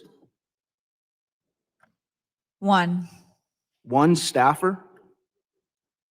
Any idea how many hours a day this staffer was working? No. Maybe that's why there were 65,000 calls that weren't answered from these little kids, huh? Unbelievable. The Biden administration, they don't care about these children. They don't care about, migrant children. They had one person set up to answer calls. 65,000 calls went unanswered from migrant children who are trying to report problems and safety issues with their sponsors. I mean, you're sick if you allow this kind of thing to happen. I mean, it's just there's no defense of allowing these children to just be basically set free and never checked on again. And then of course we also know about 300,000 missing children that the Trump administration has been able to at least recover some, but who knows where these kids are and what kind of trafficking networks they're now in. Indefensible. Now, we're switch gears here, closing out the show here soon. By the way, give us a thumbs up, share this live, repost this live, follow me on X at Ike Wingate, and help us cover our costs. I've never taken a dime from this show. I'm just trying to cover the cost associated with our subscriptions and our technology to put it on. So we're continuing to grow. While we're growing, if you want to help us cover our hard costs, you can do so with a contribution of $5, $10, $20 at IkeReport.com, IKEReport.com, $5, $10, $20. You can also become a paid subscriber on the Rumble channel at rumble.com/the Ike Wingate Show. You can be a $5 a month paid subscriber. You can also join our Ike Nation Locals group, where you can get in there for free, but there's extra perks for a small monthly subscription. Again, that is at ikenation.locals.com. That's also available by going through just the IkeReport.com website. But again, ikenation.locals.com, or right there on our Rumble channel page. It looks like there's some infighting going on in the House when it comes to Congress. It seems maybe Mike Johnson has lost control of the Republicans. Marjorie Taylor Greene has been very upset that Mike Johnson is not advancing the America First agenda. And now we have Elise Stefanik, who is alleging that Mike Johnson is not putting forth this clause to help ensure against the deep state. Okay. And so we see this kind of unfolding online where Elise Stefanik, the congresswoman from New York, who's going to be running for the the governor race of New York, she tweets this out. I just walked out of a briefing on this issue this morning, confirming everything I posted yesterday. In fact, the speaker is, sorry, this cough drop was, getting a little mind of its own here. In fact, the speaker's blocking my provision to root out the illegal weaponization that led to Crossfire, Hurricane, Arctic Frost, and more. He's siding with Jamie Raskin against Trump Republicans to block the provision to protect the deep state. Okay, so she's saying Mike Johnson's blocking this thing. Okay, but then we go all the way back out to Mike Johnson, and he's saying, I don't even know what she's talking about. So there are some different rules for getting it out of committee that Mike Johnson talks about here, but something is going on. There's a lot of GOP on GOP crime happening in the U.S. House. You got these people retiring, just like we talked about with our friends from Tennessee earlier. Mark Green retiring. I mean, you got to stay in for the whole 2 years unless some really terrible situation happens, maybe personally, because then you have it's such a risk. And anyway, is there something else going on under Mike Johnson? Take a look.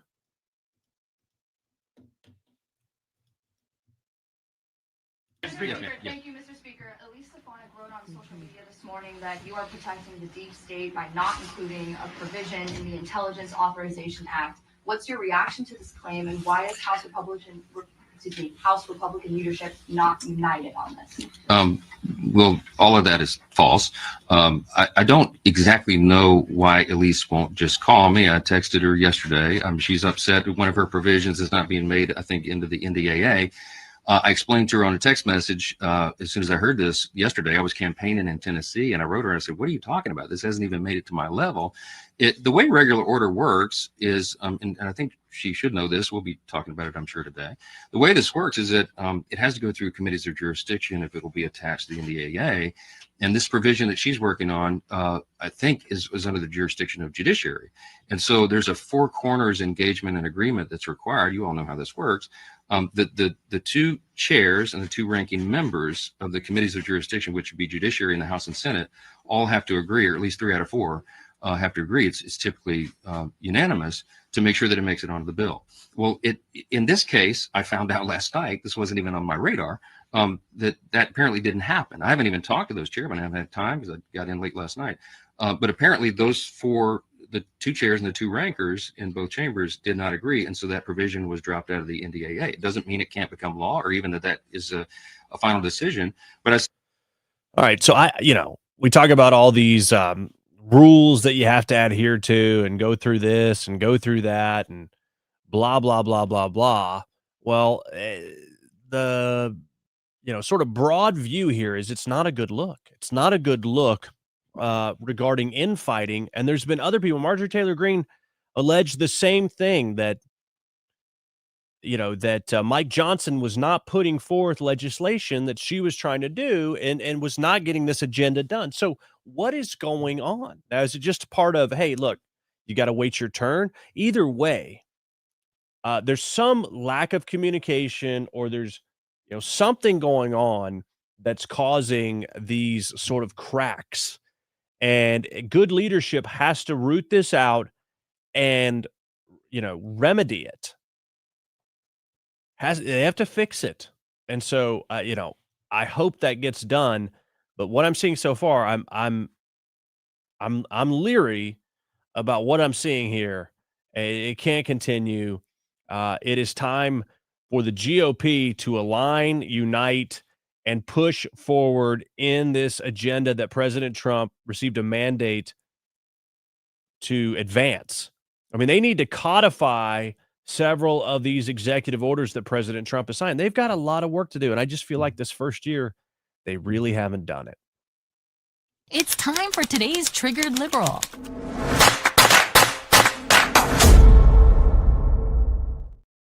All right, this is a lad who's in England who gets kicked out of a bar for wearing a Make England Great Again hat. Yeah. Because of what it means. Don't be surprised if other people ask you to leave wearing that cap. Yes, I'll take it off then, mate. You can leave. You can come back another time not wearing the cap. So take it off now, sorry. You can take it off whenever you like, but I want you to leave. Yeah, but why? You know what? I've already explained to you why. You want me to leave because it says Make England Great Again? And what it represents. If you don't agree with that, then you shouldn't be wearing that cap.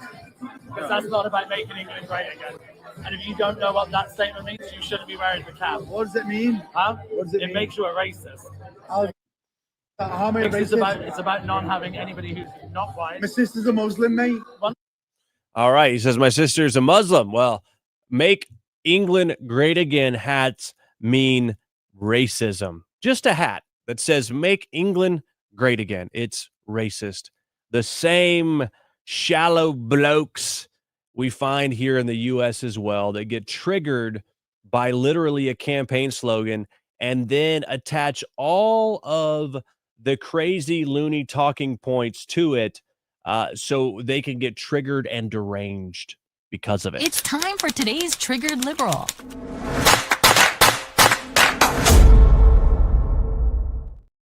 All right, my friends, that's going to do it for today's show. Please follow me on X at Ike Wingate. Follow me on all the socials by going to my website at IkeReport.com.